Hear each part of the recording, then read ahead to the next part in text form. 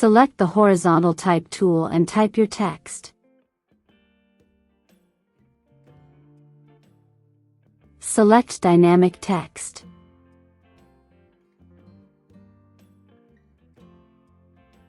You can change the shape and size of the text box, and the text will automatically change too.